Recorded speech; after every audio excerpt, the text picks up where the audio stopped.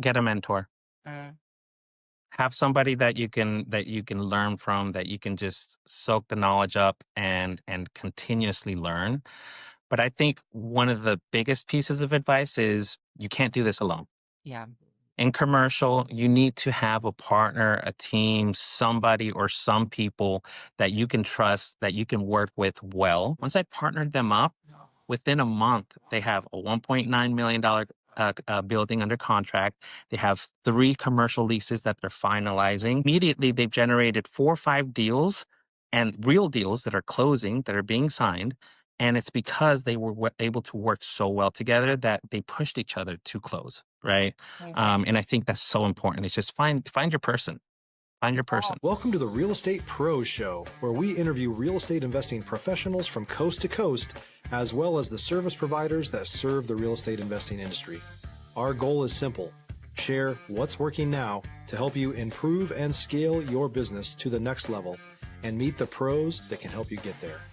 Real Estate Pros is powered by Investor Fuel, America's leader in helping real estate investors and professionals build the business you need to live the life you've always dreamed of. Let's start today's show. Welcome back to the Real Estate Pros podcast. I'm Kristen, and I'm here with Mauricio Gomez, who is the founder of Gomez Commercial Group out of Orlando, Florida. Thanks for being here. Thank you, Kristen. I appreciate the time. Amazing. Well, I want to get into this great business that you've built, but to start, how did you fall in love with real estate? Wow. About 11 years ago, a friend of mine and I decided to just get our real estate license together. And I kind of was one of those one-offs where my first year in real estate, I decided to do a lot of traveling and try to look for investors to buy the vacation rental homes. Yeah. They were paying really good commissions at the time. I said, look, that's what I want to go after. So I went to Colombia, South America. I went to London, was at the property investor show there. And when I came back, one of the co-founders of the brokerage that I was at sat me down and asked me to be part of the commercial group. He saw what I was doing, the type of, clientele that I was building. And he said, look, I want to take you under my wing. I want to teach you commercial and help me build the commercial division. Were you getting a little frustrated with residential, or were you just excited about something new? It's a funny thing because I always say this: residential is a very emotional purchase. It's a big deal, right? It's families with kids, and it has to be the perfect home in the right school district. When it comes to commercial, you're dealing more with numbers and returns, and that's what really hit me is if the numbers are there, if the return is where you want it to be, then the property works for you, right? It's not an emotional purchase, and I think that's what made me gravitate towards commercial. Yeah, and you can really build up a client base where they're repeat customers a lot. Yes. Yeah, especially you can convert a lease to a purchase down the line once their lease is up for renewal. A lot of investors like to flip properties after 2-3 years when their private money loan is about to balloon is about to expire, so they have to refinance or sell or do something with the property. So commercial property moves a lot quicker. And you're right, it helps you build a lot of these relationships with strong investors. Yeah. So when you first started getting into commercial, so he took you under his wing, which is awesome. So you got a lot of Yes. education that way. But what did that look like in the beginning? Like, what do you remember your first deal where you were really, I was so lost. I thought it was going to be easy and realized that even the simplest commercial lease can get really complicated really fast. Mhm. And so I was lucky to have a lot of people around me that would just help push and support. And we developed a lot of the curriculum for the training. So I would just absorb a lot of that information. And I would just nonstop be studying stuff. Back then, we didn't have ChatGPT. It was literally you had to go ask people. I had to go to a lot of the events. I went to a lot of the trainings. I did the CCIM courses.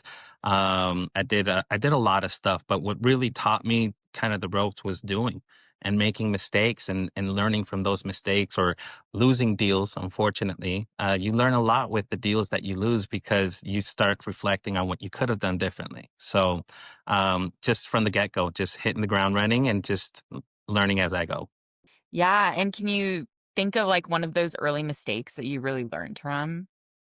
Gosh, so I was working with a PPEC, a prescribed primary care, extended care facility for children with disabilities. We found it. It was in a plaza that had medical physicians, dentists. So I was like, "This is perfect. This is the same use. It's a great mix. Let me put them in there." When they went in to do the application, they did the application as a medical facility, and unfortunately, that one unit that they were going into did not have the transportation impact fee yet for medical. So it was going to cost them about $45,000. And I never heard of impact fees. I never heard of I just thought medical office, this is right next to a medical office, it's going to work. And so it was a very hard lesson to learn. Luckily, I was able to call the city, explain to them that there was no medical professionals, no doctors in the facility. So technically it's not a medical facility. It's more of a, special needs daycare. And they said, okay, well, that's fine. We can label it as a daycare. No impact fees, transportation impact fees needed. So I saved it, but it was a huge learning lesson to always check with the city, Yeah. always check the allowable uses. Now, you have the Muni codes that you can check, but even then, you always want to check because the city might be annexing some things over to county. And so there's so many things that could happen. Always check is what I would say. Yeah, I would imagine that's a huge part about going from residential to commercial. You have to learn about all these new regulations. Yeah, yeah. And even commercial leases, it's not like residential. You don't sign for a year. You're signing for 3, 5, 10, 15 plus years, which is great on the commission side, right? Which a lot of agents, when they learn that, that's what attracts them to commercial. But you have to understand that, and your client needs to understand that as well. Hmm. Absolutely. And so then when did you really go out on your own and build your own brokerage? Um, just recently. This is actually new since January. Have had the logos. I've had the vision. I've had the desire to do this for over 10 years. I mean, I've had this for 10 years. It's just the brokerage I was at was not allowing me to do what I really wanted to do. But when I came across LPT Realty, they really have everything set up so that you don't have a glass ceiling and you can just build freely. And this is the only reason that I'm actually allowed to build a group and not take many commissions from the team. I have some of the best splits in the industry, and that's because I chose to do it that way. I think that a lot of the things that deter residential agents from getting into commercial is they're going to put in all that work, and at the end of the day they'll get like 20-30% of the commission, and that's just not fair. They're doing a lot of the work, so I wanted to change that, and that's one of my main drivers for my team. That's amazing. So, you got started just in January. What did that even look like? How did you start building your team?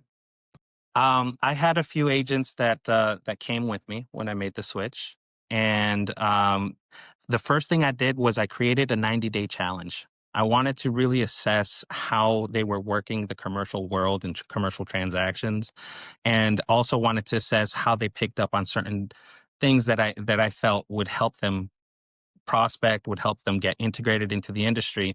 From that, I took all the wins, all the losses, the challenges that we ran into, because every week we would sit down and discuss, right? From that, I created a 30-day onboarding program. It's condensed, it's more digestible, but it's something that I can hand out to any agent that joins my group. And I guess through just doing that and recording and putting it out on social media, a lot of people started reaching out to me. I got interest from agents from out of state, from Texas, from Georgia, from California. And so through word of mouth, really, agents have just kind of come to me to sit down and discuss, okay, what is it that you're doing? Because I see that you're doing so much, and I've never really seen someone in commercial offer so much knowledge and education and training and support. So tell me about it. Right. And that's kind of how I've been able to grow organically to about 30 agents in 7-8 months. And I have a goal to hit 50 before the end of the year. So we'll see how that goes. Wow. I mean, it sounds like you're probably going to hit it. That's really impressive. And, you kind of touched on it, but I would love to talk about what makes Gomez Commercial Group different, because I know that you provide a lot of education to people. Yes, yes. So one of the most powerful meetings that our group has are our Monday alignment and accountability meetings. We don't train in that class. What we do is we go down the line and we talk about what we did, what we didn't do based off of the 30-day onboarding program, and where we had challenges and what are we working on, what are our haves, what are our needs.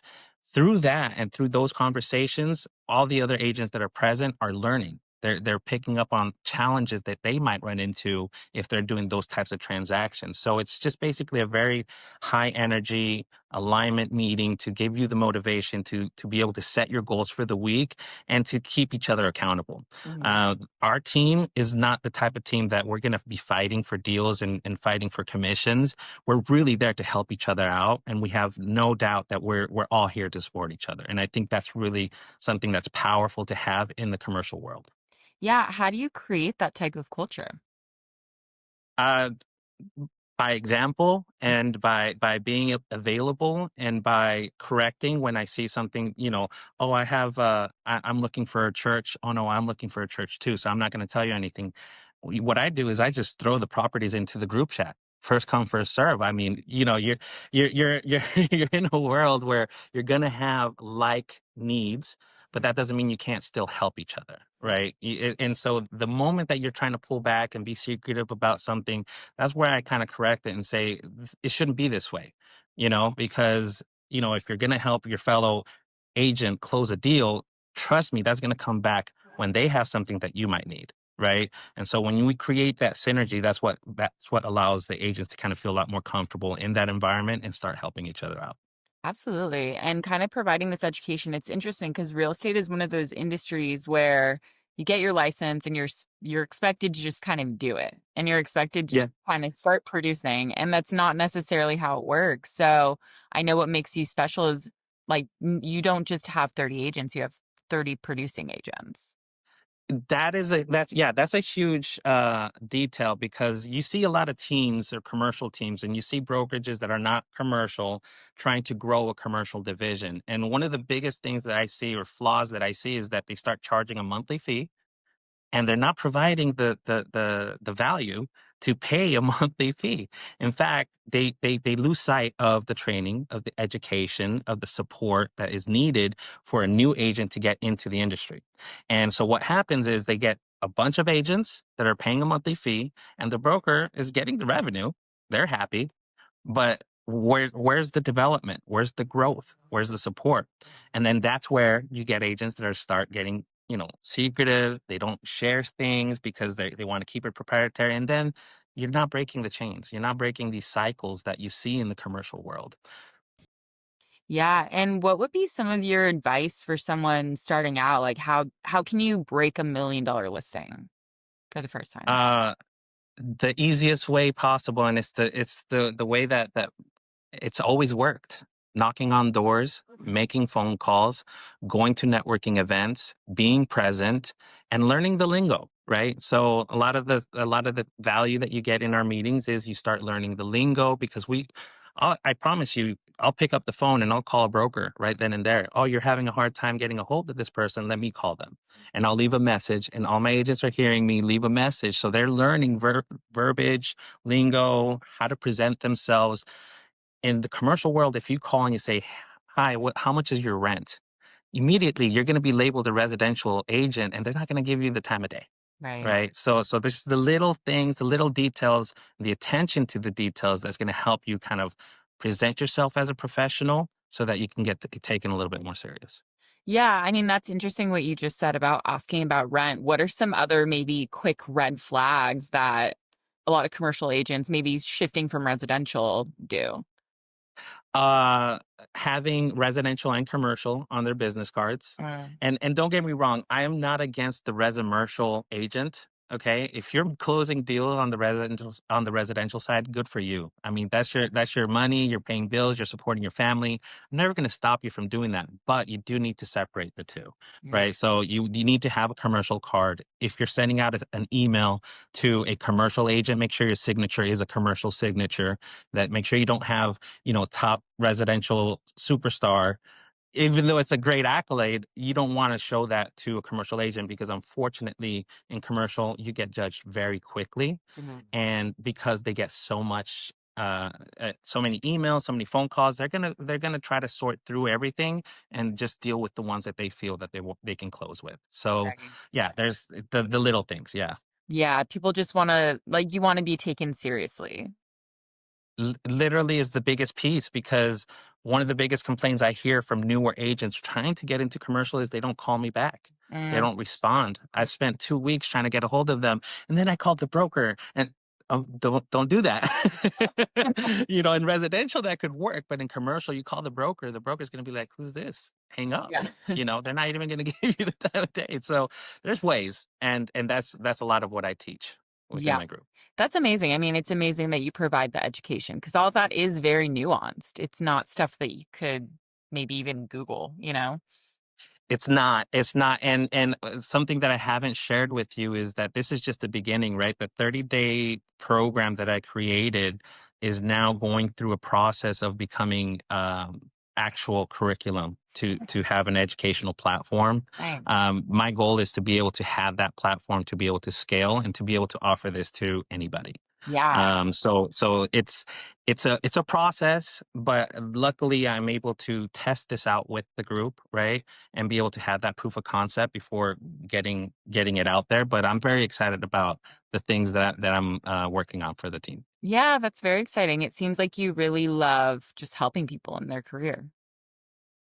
It is once I change that mindset, right? Because a lot of times leadership still wants to close the big deals, right? They still want to be the ones that have those $1 million listings. And don't get me wrong, I do close deals.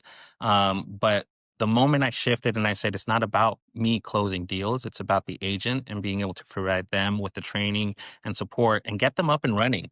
Once they're up and running and producing, then you can move on to the next and the next and the next. And eventually, if you have a long-term vision, not just short-term, give me your monthly payment, build the revenue now. I think it's going to come back. And this is what's going to allow our group to grow organically and grow in a way that it's just producers that are coming to the team, you Right. know?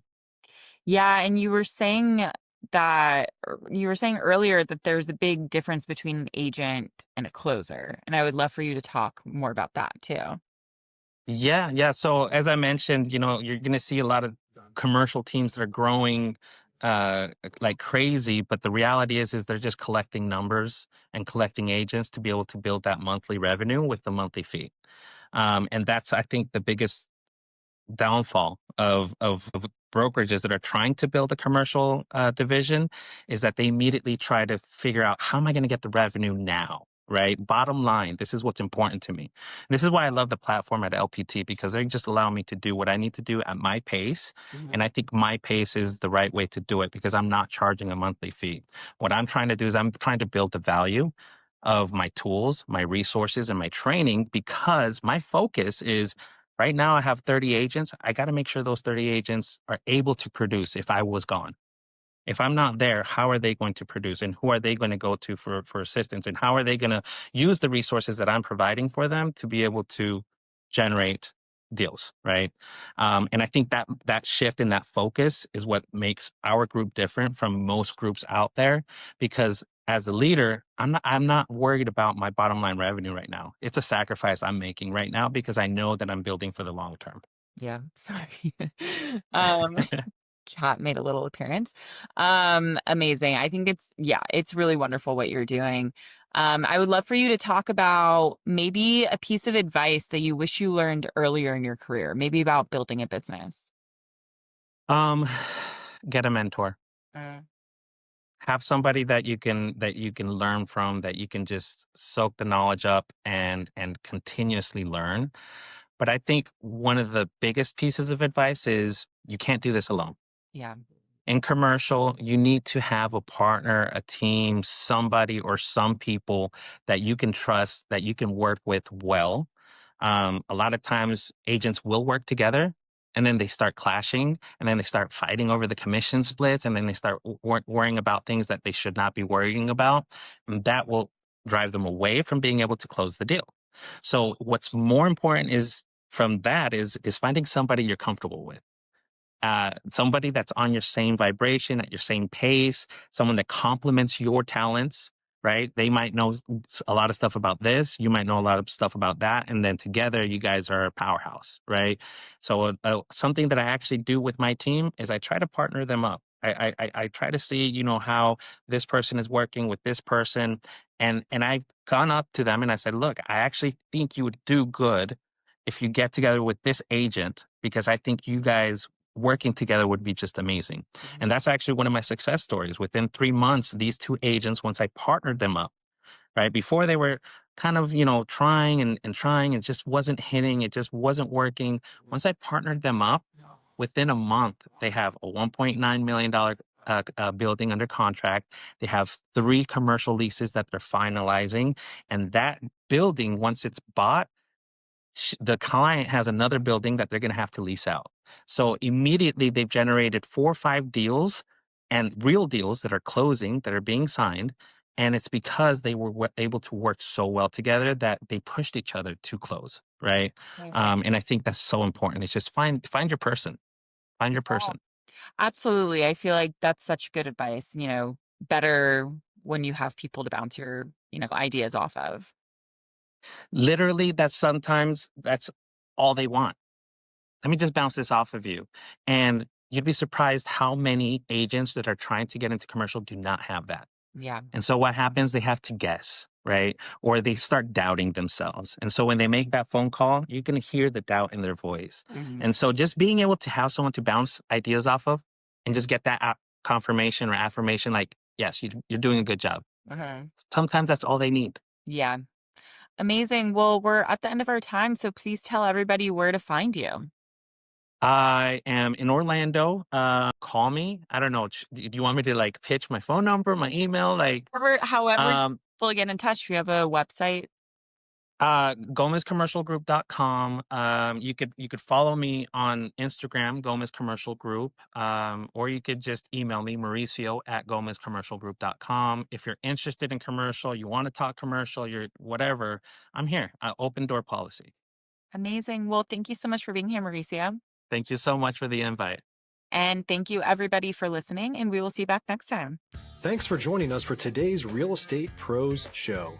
You can learn more about the amazing benefits of the Investor Fuel Mastermind community, including surrounding yourself with hundreds of other rock stars, 100% financing for your deals, and members-only discounts from vendors you're likely already using that, as a member of Investor Fuel, will save you more than the cost of your membership.